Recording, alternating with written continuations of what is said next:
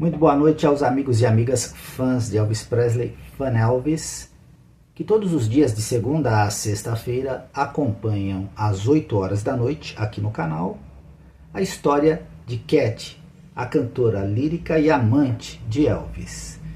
Vocês acompanham pelo audiobook Elvis e Cat e hoje o final do 8º capítulo, a parte final do 8º capítulo, lembrando que o livro tem 12 capítulos. Nesse capítulo, Cat, com propriedade, fala sobre o canto de Elvis. Ela também joga luz em Charlie Rod, que é o amigo de Elvis, o único amigo da máfia de Memphis que, antes de conhecer Elvis, ele já era um artista. Ele fazia parte do quarteto vocal The Fox Rivers Boys.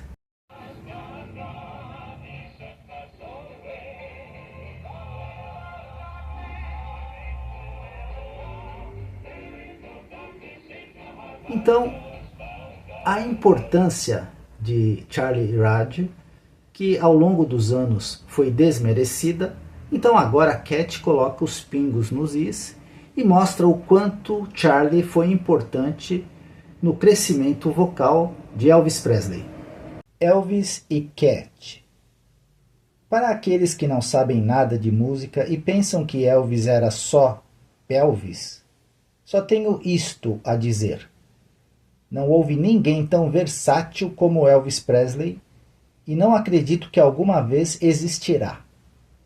Por exemplo, Curtis Stearns, um grande coach de ópera, me elogiou em uma ocasião dizendo: "Nunca vi ninguém como você, Cat, que pudesse cantar ópera e rock." Eu simplesmente queria morrer com isso, porque essa dualidade provocava uma rouquidão terrível.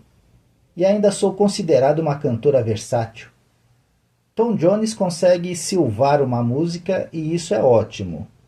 Mas ele fala com rouquidão depois de um show e tem problemas com os tons delicados. Não Elvis. Ele poderia ir de um som cru e rock para um tom claro e perfeito. Essa, sem dúvida, era uma voz sã, forte. Quando eu trabalhava com Elvis, não conseguia imaginar como ele podia fazer isso. Ele me encorajou a tentar, a cantar rock e depois os tons de cabeça e a mudar vocalmente. Ele usaria um conceito de pensamento totalmente diferente e um conjunto diferente de músculos na mesma noite. Só mesmo outro cantor pode avaliar o quão difícil isso é. Eu compararia isso a uma dançarina fazendo uma dança extremamente moderna, uma verdadeira dança rock e pop, e de repente tentando saltar no Lago dos Cisnes, um balé. Os músculos que você usa são simplesmente diferentes. Em uma dança você tenta alongar os músculos, e na dança seguinte você contrai esses mesmos músculos. Elvis me libertou vocalmente e me fez tentar ampliar o meu leque de músicas. Porém, não tenho nem 1% da versatilidade que Elvis possuía. O escritor que disse que Elvis tinha uma voz fraca também tem um ouvido fraco. Acontece que trabalhei no Metropolitan Opera e estudei canto por 25 anos. Reconheço uma voz forte quando a ouço. A voz de Elvis pode ter sido destreinada e, às vezes, seu vibrato era fraco ou instável em alguns lugares, como seria a voz de qualquer cantor não técnico. Mas a voz de Elvis era tão forte e ele tinha tanto sentimento e habilidade natural que era capaz de fazer coisas com a sua voz que um cantor técnico não poderia ou, ao menos, tentaria fazer. E ele fazia isso o tempo todo. Ele cantava um B agudo e natural. A maioria dos barítonos não consegue nem chegar ao G sem lutar. Ele praticava o canto constantemente e aprendeu a cantar tons cobertos. Quando o conheci, ele estava apenas começando a desenvolver aqueles tons cobertos com a ajuda de Charlie Rod, que aliás era o único treinador vocal de Elvis. Eu o ajudei ocasionalmente também. Elvis aprendeu a usar as câmaras de ressonância das cavidades nasais para tons de cabeça. Um "oh" suave e "oh" agudo. Existem várias câmaras de ressonância no corpo, e Elvis definitivamente estava com o peito em marcha. Só mais tarde ele teve os tons de cabeça. Pelo menos eles não eram controlados. Mas depois de muita prática e ensaios com Charlie, ele desenvolveu um belo controle dos tons de cabeça. Em muitas noites, Charlie tocava piano e trabalhava com Elvis até altas horas da madrugada. Quero mencionar novamente que muitas das pessoas mais próximas de Elvis não escreveram livros. A maioria dos livros no mercado foram escritos por outras pessoas que nunca conheceram Elvis ou eram apenas conhecidos casuais, indo e vindo, obtendo informações, mas nunca a história completa. Por que outro motivo foi negado a Charlie Rade o crédito que merece? Ele é um dos homens mais importantes na história real de Elvis, já que foi o único que viveu o tempo todo com Elvis. Ele também foi a principal influência e contribuiu para os shows. Na verdade, Charlie era o único membro do grupo que era um músico e intérprete talentoso. Elvis o conhecia como membro de um quarteto gospel, The Fog River Boys.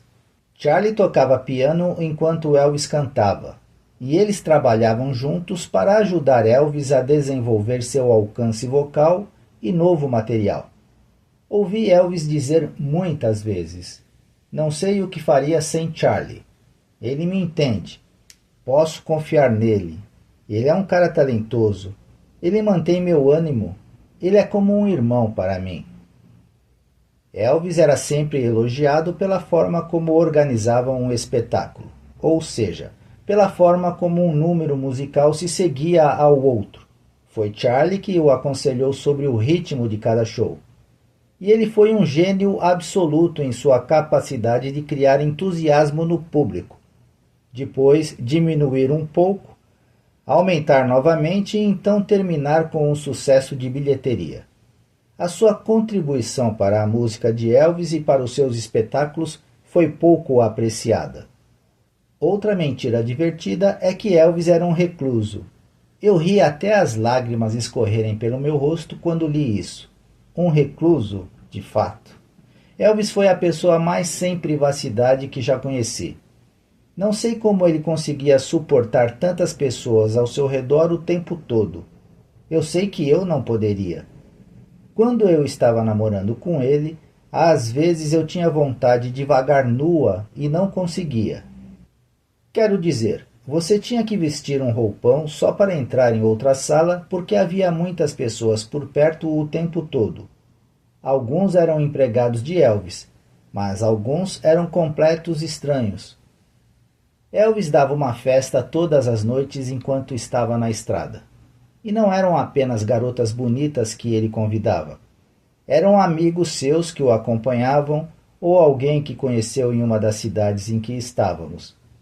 Executivos chegavam até a suíte e parentes do Tennessee vinham em visita. Onde quer que ele fosse, havia pessoas reunidas para encontrá-lo. As histórias de como ele se trancou em seu quarto são engraçadas. Elvis estava sempre no centro das coisas, mas às vezes ficava cansado e simplesmente se retirava para o seu quarto, que consistia de várias partes, uma pequena sala de estar, na verdade. Ele jamais teria pensado em pedir às pessoas que saíssem de sua casa porque queria descansar ou simplesmente ficar sozinho. Ele teria considerado isso rude, e ele nunca teria dito: "Ei, pessoal, certas partes da casa estão fora dos limites em determinados horários do dia", como muitas pessoas em suas circunstâncias teriam dito. Elvis entendeu que queriam impressionar os amigos, comparecendo com eles à sua casa para conhecê-lo. Sinceramente, acho que ele os atendeu com mais frequência do que deveria. Nas poucas ocasiões em que sentia a necessidade de ficar sozinho em sua própria casa, ele se desculpava educadamente dos convidados indesejados e se retirava para a privacidade do seu próprio quarto. Essas pessoas ficavam noite adentro e às vezes por dias a fio. Elvis jamais disse para irem embora, nem pediu a alguém que esvaziasse sua casa para ele. Nunca. E as histórias de que ele ficou dias trancados no quarto sem sair são ainda mais engraçadas. Só aconteceu uma vez, quando ele fez uma cirurgia plástica e ele não queria que os caras contassem para todo mundo. Ele sentiu que a cirurgia plástica era um assunto privado e pessoal. Na verdade, uma das coisas que mais me irritou durante a minha relação com Elvis foi o fato de ele ter demasiadas pessoas à sua volta o tempo todo. E não foram apenas os guarda-costas e seus amigos. Havia estranhos em todas as cidades que ele era obrigado a conhecer, ou pessoas que o conheciam e tinham vindo cumprimentá-lo. Mesmo em casa, ele recebia as pessoas nos portões e saía para dar autógrafos. Ele fez questão de se reunir com os fãs. Para começar, a maioria das estrelas nem sequer permitia que os fãs se reunissem em seus portões. Isso soa como se Elvis fosse um recluso? Nesse caso, acho que há um novo significado para a palavra que não conheço. Recentemente, vários casos de crianças supostamente geradas por Elvis surgiram nas manchetes. Uma mulher afirma que depois de ter um filho de Elvis, ela manteve um caso de amor com ele durante 24 anos. Agora, aqueles de nós que conheciam o estilo de vida de Elvis sabem que é quase impossível para ele ter escapado impune desse tipo de caso durante todos esses anos sem que ninguém soubesse. O melhor amigo de Elvis, Charlie Rudge, que viveu com Elvis durante quase 17 anos, nunca ouviu falar da senhora. Liguei para Charlie para tratar de outro assunto e o mais novo escândalo sobre Elvis tinha acabado de chegar aos jornais. "O que você acha disso, Charlie?" perguntei. "Diabos, Cat, Elvis nunca conseguiria guardar um segredo. Você sabe disso. Se ele tivesse um filho, ele teria contado isso a alguém, talvez a todo mundo. Além disso, conhecendo Elvis, se fosse seu filho, ele certamente teria cuidado disso. Nunca ouvi falar dessa senhora e Elvis nunca mencionou o nome dela, o que é estranho, porque eu conhecia cada uma de suas namoradas. Acho que isso dá cabo do assunto. Existe a possibilidade de que o Elvis que ela conhecia fosse um dos muitos sósias que parecem aparecer em todos os lugares à vista. E ela nunca soube a verdade. Além dessa conjectura, não tenho teoria sobre como alguém, em qualquer lugar, poderia ter um caso secreto de longa data com Elvis Presley. Sei que algumas pessoas não vão acreditar em todos os fatos que apresento neste capítulo do livro, mas pelo menos me sinto melhor por ter escrito. Independente do que alguém queira pensar que é verdade ou não sobre Elvis. Estas são algumas das principais inverdades e rumores que me incomodam há anos. Agora, publiquei tudo e finalmente me sinto livre de toda essa frustração. Final do capítulo 8. Bem, meus amigos e minhas amigas, eu desejo um ótimo final de semana a todos e na segunda-feira nós iniciamos aqui às 8 horas o 9º capítulo. Elvis para sempre.